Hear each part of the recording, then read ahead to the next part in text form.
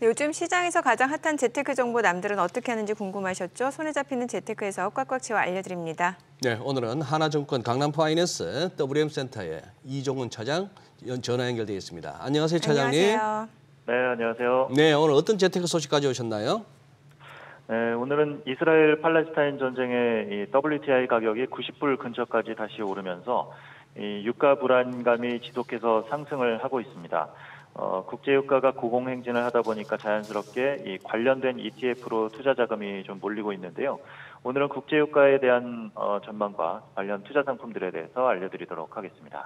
그럼 유가 흐름부터 좀 짚어봐야겠네요. 네, 이 팔레스타인의 이 하마스가 이스라엘에 수천 발의 로켓포 기습 공격을 감행한 날이 10월 7일이었습니다. 네네. 지난 6일 국제유가 WTI 가격이 82불대였고요. 현재 88불, 87불 왔다 갔다 하고 있으니까 거의 6불가량 상승을 한 상태입니다. 두 국가가 원유 생산국이 아니라는 점에서 추가 급등은 하지 않고 있는 상태고요. 아직 90불을 넘지는 않고 있고 올해 고점인 93.6불도 위협하고 있지는 않습니다. 미국이 베네수엘라에 대한 석유 수출 금지 제재를 완화했는데 이 오름세를 완전히 꺾지는 못하고 있습니다. 하지만 확전에 대한 우려가 이 추가 상승 가능성을 염두하지 않을 수 없게 하고 있는데요. 이스라엘은 가자 지구의 대규모 지상전을 준비하고 있죠. 어제는 또 남부로 이동하지 않는 현지 주민은 테러범으로 간주하겠다라고까지 밝히었는데요. 네. 이런 확전 우려는 이스라엘 북부의 이 레바논과 접기 경지에서 이 헤즈볼라와 교전이 산발적으로 이루어지면서 커지고 있습니다.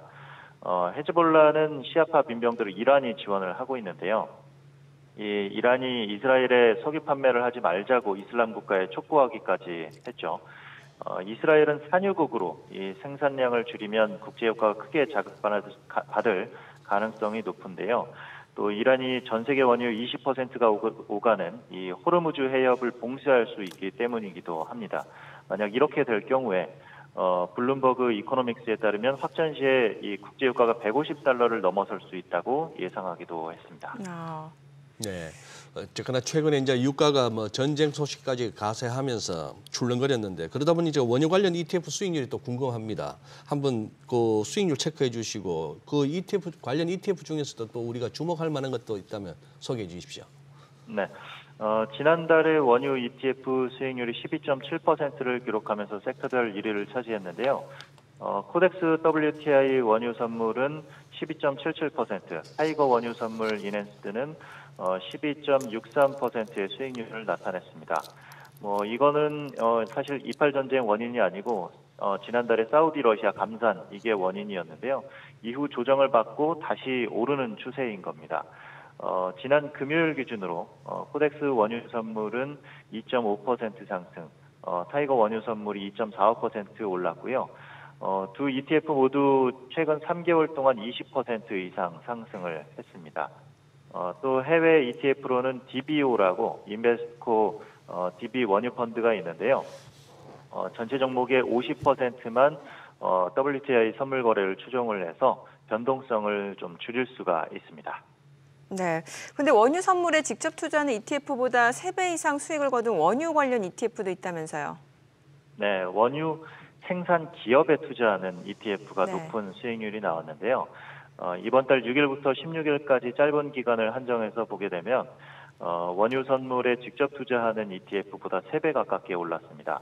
코덱스 원유 선물, WTI 원유 선물이 3.78% 오를 때 KB스타 미국 S&P 원유 생산 기업은 11.23%나 올랐습니다. 국제유가보다 관련 개별 종목들이 크게 급등을 했기 때문인데요. 상품 구조도 원유 ETF는 매달 롤오버 비용이 발생을 하는데 원유 관련 기업들은 그런 롤오버 비용이 발생하지도 않습니다. 네. 자, 이제 유가가 치솟으면서 최근에 이제 국내 가스와 석유주도 이제 출렁거리고 있습니다.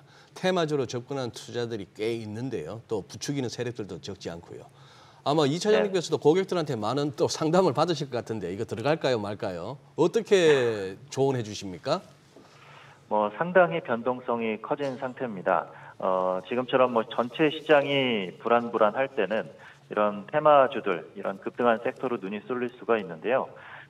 천연가스나 석유주의 변동성이 높아지고 있는데 여러 종목들이 동반해서 급등했다가 며칠 뒤 동반해서 급락하는, 오늘도 좀 급락을 하고 있는데 이런 상황이 계속 발생을 하고 있습니다.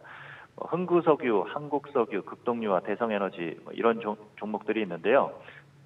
중동 지역 확전 우려가 지속되고 있기 때문에 이렇게 급락을 했다가 또 장중에 또 언제 한번 또 위로 찔러주고 이럴 가능성은 충분히 있습니다. 하지만 워낙 변동성이 크기 때문에 이런 테마성 투자는 상당히 신중을 하셔야 되고요.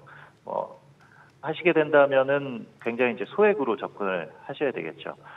지금 이스라엘이 대규모 지상전을 준비를 하고 있다고 하기 때문에 지상전이 본격적으로 진입이 되고 또 헤즈볼라가 또 반격을 하고 이렇게 되면은 다시 한번 또 유가가 또 들썩이고 이런 흐름은 나타날 수가 있습니다. 하지만 언제가 또 그 꼭지가 돼서 다시 급락이 나올지 모르기 때문에 상당히 이제 주의를 하셔야 될 것 같고, 국제유가의 움직임 그리고 이로 인한 인플레 자극 또 이로 인해서 발생하는 전체 시장의 하락에 대해서 전체 시장 이슈를 좀 보는 게 중요할 것 같고요. 종목별로는 사실은 좀 자제하시는 게 좋을 것 같습니다.